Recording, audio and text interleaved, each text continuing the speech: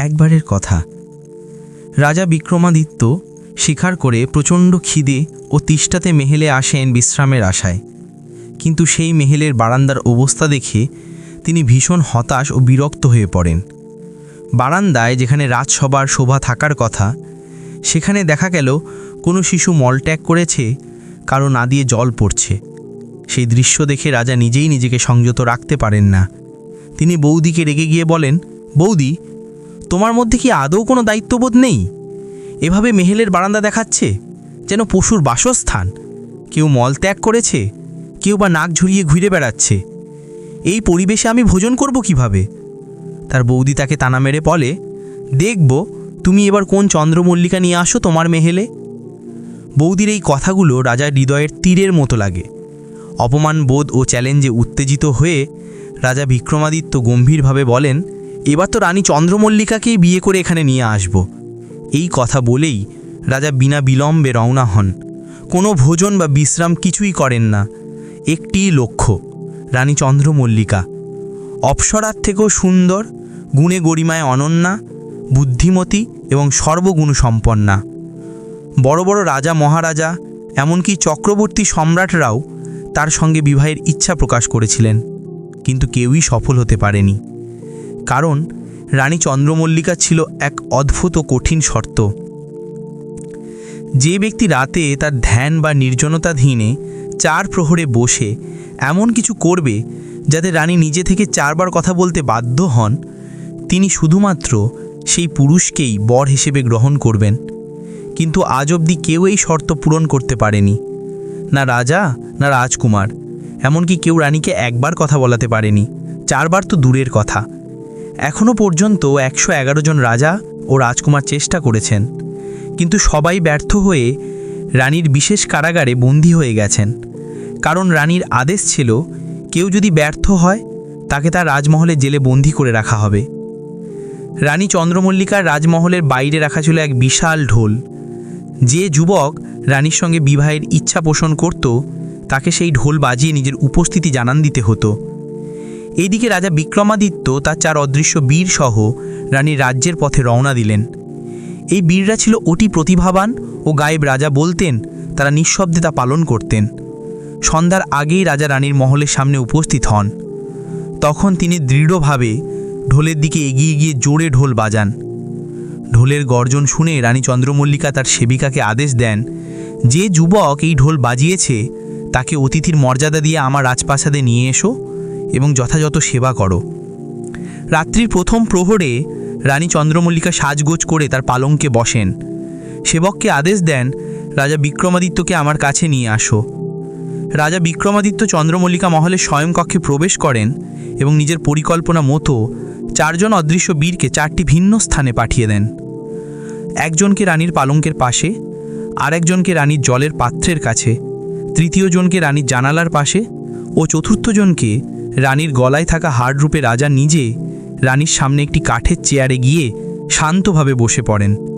তিনি রানীর সঙ্গে কথা বলার চেষ্টা করেন, কিন্তু রানী একেবারেই এক পাথরের মূর্তির মতো বসে থাকে। রাজা বিক্রমাদিত্য রানীর পালঙ্কের দিকে তাকিয়ে বললেন, আরে ভাই, রানী তো কিছু বলবে না, এবার তুমিই কিছু বলো। কথা যার জন্য পেরিয়ে যাই এই রাত গোটা। রাজার কথা শুনে রানীর পালঙ্কের পাশে থাকা সেই অদৃশ্য বীর বলে ওঠে, মহারাজ, আমার এত বুদ্ধি নেই যে আপনাকে কিছু বলি, তবে আপনি যদি কিছু বলেন আমি শুনতে পারি। রাজা বিক্রমাদিত্য বলে, তাহলে শোনো এই কাহিনীটা। এক রাজপুত্রের বন্ধুত্ব হয় এক ব্যবসায়ীর পুত্র চন্দ্রপালের সঙ্গে। শৈশব থেকেই তারা একসঙ্গে বড় হয়, একসঙ্গে খেলে, একসঙ্গে পড়াশোনা করে এবং একে অপরকে ছাড়া যেন কিছুই কল্পনা করতে পারত না। কিন্তু যখন তারা দুজনেই যুবক হলো, তখন রাজপুত্র হয়ে গেল রাজা সিংহ বিক্রমাদিত্য এবং চন্দ্রপাল হয়ে গেল বাড়ির ব্যবস্থার পুত্র। চন্দ্রপালের বৌদি হয় রাজপুত্রের প্রথম প্রেমিকা। সময়ের সঙ্গে সঙ্গে তারা বড় হয়। একদিন চন্দ্রপালের পিতা তাকে বলেন, বাবা, এখন তোর বয়স হয়েছে, বিয়ের পর অনেক দিন তুই স্ত্রীর থেকে আলাদা আছিস, এবার তাকে শ্বশুরবাড়ি থেকে নিয়ে আয়। তখনকার দিনে ছোটবেলায় বিয়ে দেওয়া হলেও বড় হলে মেয়েকে শ্বশুরবাড়ি নিয়ে আসা হতো।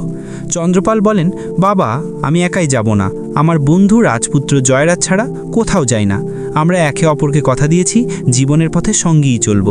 বাবা বলেন, তাতে আমার আপত্তি নেই, তবে খেয়াল রেখো রাজপুত্রের মর্যাদা যেন তোমার শ্বশুরবাড়িতে ঠিকভাবে রক্ষা করা হয়।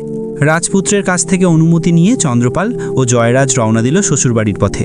পথে যেতে যেতে চন্দ্রপাল মনে মনে ভাবছিল, আমার পিতা যেটা বলেছে ঠিক, রাজপুত্র যেন কোনোভাবেই অপমান বোধ না করেন।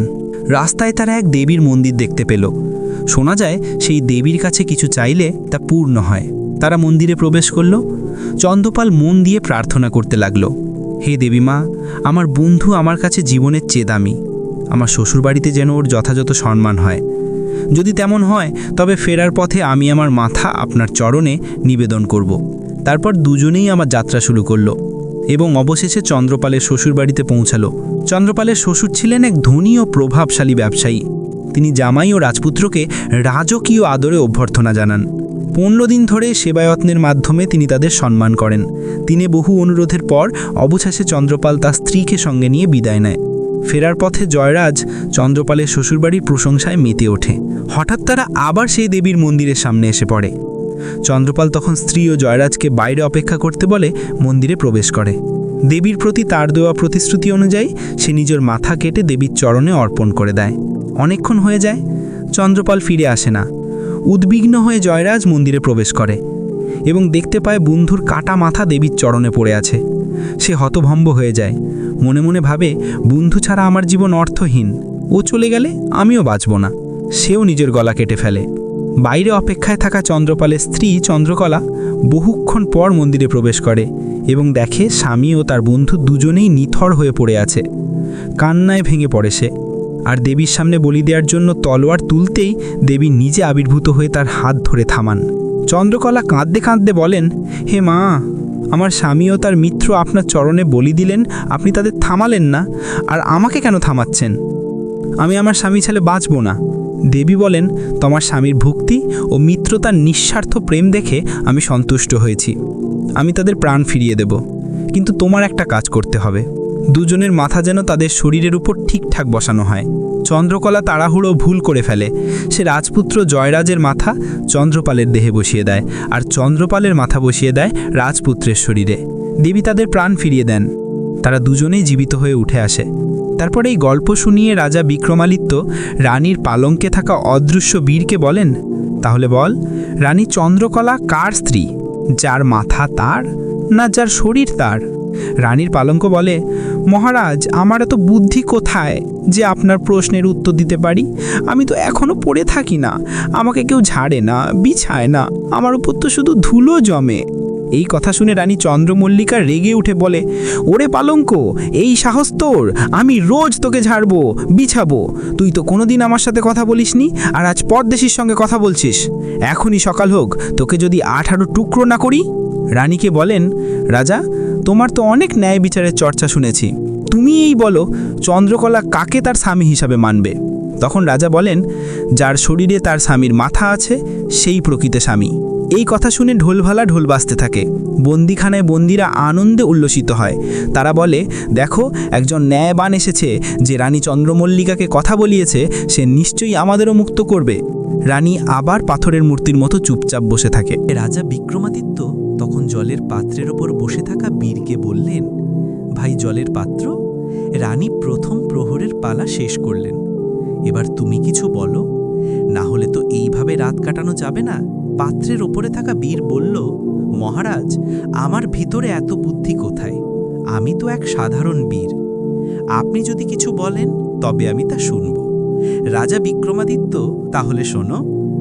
এক রাজপুত্র এবং এক সওদাগরের পুত্রের মধ্যে ছোটবেলায় গভীর বন্ধুত্ব গড়ে ওঠে। তখনই তারা এক প্রতিজ্ঞা করেছিল, যে প্রথম বিয়ে করবে তার স্ত্রীকে প্রথম রাত কাটাতে বন্ধুর কাছে পাঠাবে।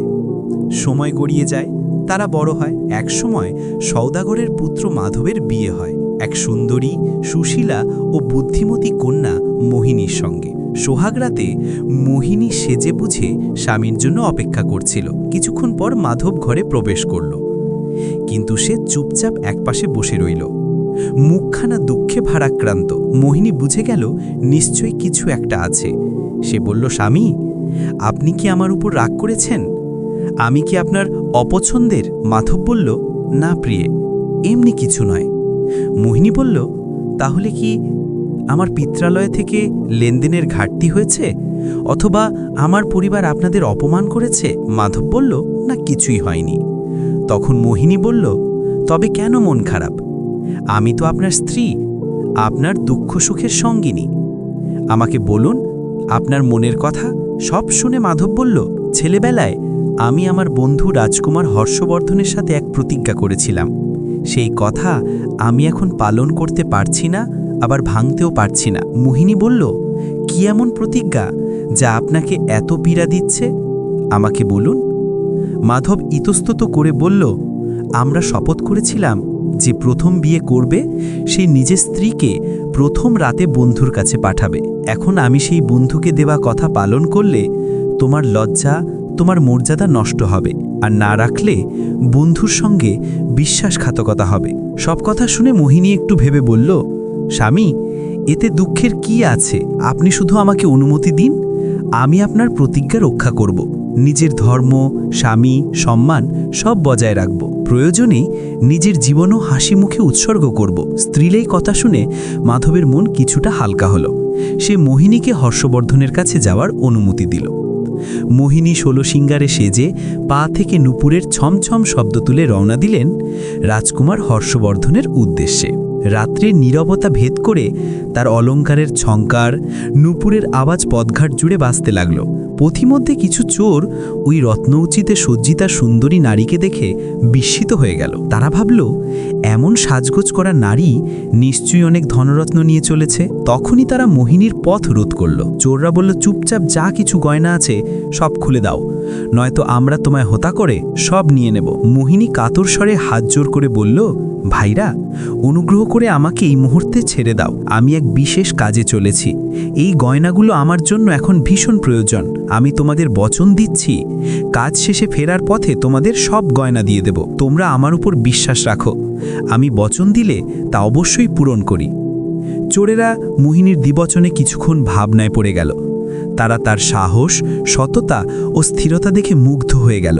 শেষে একজন চোর বলল, ঠিক আছে, আমরা তোমার কথায় বিশ্বাস রাখছি, তবে মনে রেখো তুমি যেন ফেরার পথে আমাদের কথা ভুলো না।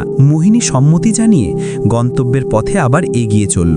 স্বামীর দেওয়া বচনও পালন করবে এবং চোরদের প্রতিশ্রুতিও রাখবে। সেই রাত্রে রাজকুমার হর্ষবর্ধনের মহলের সিঁড়ি বেয়ে ধীরে ধীরে উপরে উঠতে লাগল মোহিনী। প্রথম রাতেই অন্য একজনের কক্ষে যেতে যেতে তার মনে একটাই সংকল্প, যেভাবেই হোক আজ রাতটা স্বামীর মান রেখেই কাটাবে, নিজের লজ্জা রক্ষা করবে। রাজকুমার হর্ষবর্ধন তখন নিজের কক্ষে আরামে শুয়েছিল।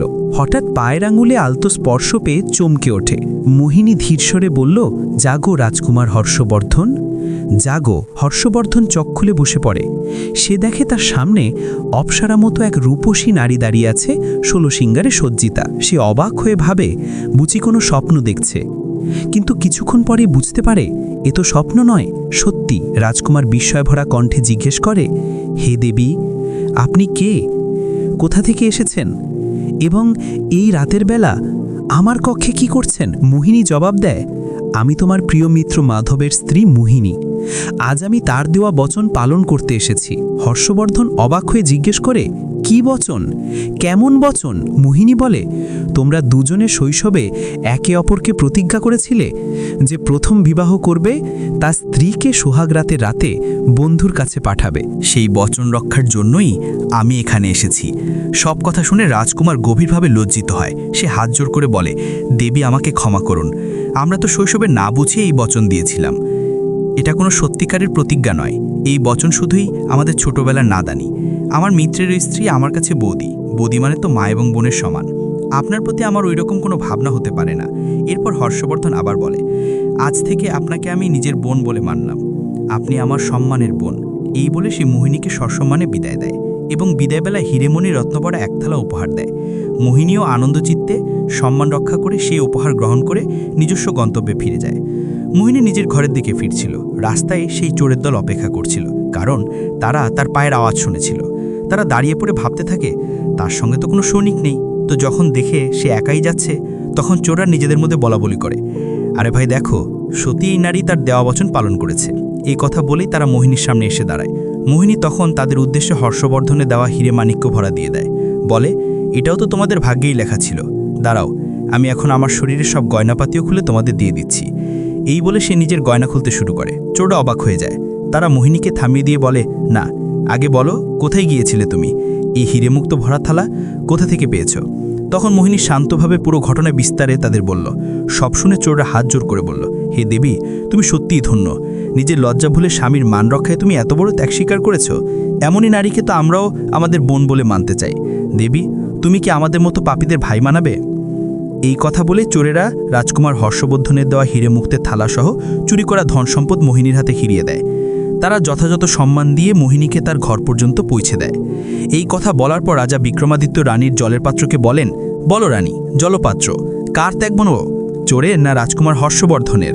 তখন পাত্রের উপর বসে থাকা অদৃশ্য বীর বলে, মহারাজ, আমার মধ্যে এত বুদ্ধি কোথায় যে আমি তোমাকে বলতে পারি কার ত্যাগ বড় আর ছোট? আমি তো এক সাধারণ জলের পাত্র, এমনি এক কোনায় পড়ে থাকি। না কেউ আমার জল খায়, না কেউ আমাকে পরিষ্কার করে, না কেউ আমার জল বদলায়। মহারাজ, আজ আমাকে ক্ষমা করুন, আমি আপনার এই পেহেরের সমাধান করতে পারবো না। জলের পাত্রের এই কথা শুনে রানী চন্দ্রমল্লিকা রেগে যান। তিনি বলেন, এই রে, জলের পাত্র তোর এই সাহস? আমি তো প্রতিদিন তোকে পরিষ্কার করি, প্রতিদিন তোকে নতুন জল দিই, তবু তুই কখনো আমার সাথে কথা বলিসনি, আর আজ পরদেশীর সাথে মিথ্যা অভিমান তুলছিস। সকাল হতে দাও, তোর 18 টুকটা না করলে তো নামই চন্দ্রমল্লিকা নয়। এই কথা বলে রানী রাজা বিক্রমাদিত্যকে উদ্দেশ্য করে বলেন, রাজা, তোমার তো অন্যায়ের অনেক কথা শুনেছি, এবার তুমিই বলো কার ত্যাগ বড়? রাজা বিক্রমাদিত্য বলেন, হে রানী, রাজকুমার হর্ষবর্ধনের কাছে তো সবই ছিল, তার ধনের কমতি ছিল না, নারীরও না। এক থালা হিরে মুক্ত দিয়ে তার কিছু কমে যায়নি। অন্যদিকে চোররা কেবল মোহিনীকে লুটতে দেয়নি তাই নয়, তারা চুরি করা সমস্ত ধন সম্পদও ফিরিয়ে দিয়েছে। তাই বলি, চোরদের ত্যাগ এসেছে। রাজা বিক্রমাদিত্যের কথা শুনে রানী আরেকবার সতর্ক হয়ে বসে যান। বিক্রমাদিত্য হেসে বলে ওঠেন, মারে ঢোলবালা, ঢোল বাজাও। ঢোলবালা তখন জোরে ঢোল বাজাতে শুরু করে। রাতের দ্বিতীয় প্রহরে ঢোলের শব্দ শুনে জেলে থাকা কয়েদের আনন্দে আত্মহারা হয়ে ওঠে। তারা ভাবে, আজ তো রাজার সামনে ভালো মানুষ বসে আছে, এবার তো তাকেই 4 বার বলিয়ে ছাড়বে, আর আমরাও জেল থেকে মুক্তি পাব। যদি আমাদের এই ভিডিওটি ভালো লাগে তাহলে অবশ্যই তাকরিম ভয়েস চ্যানেলটিকে সাবস্ক্রাইব করুন, লাইক, কমেন্ট, শেয়ার।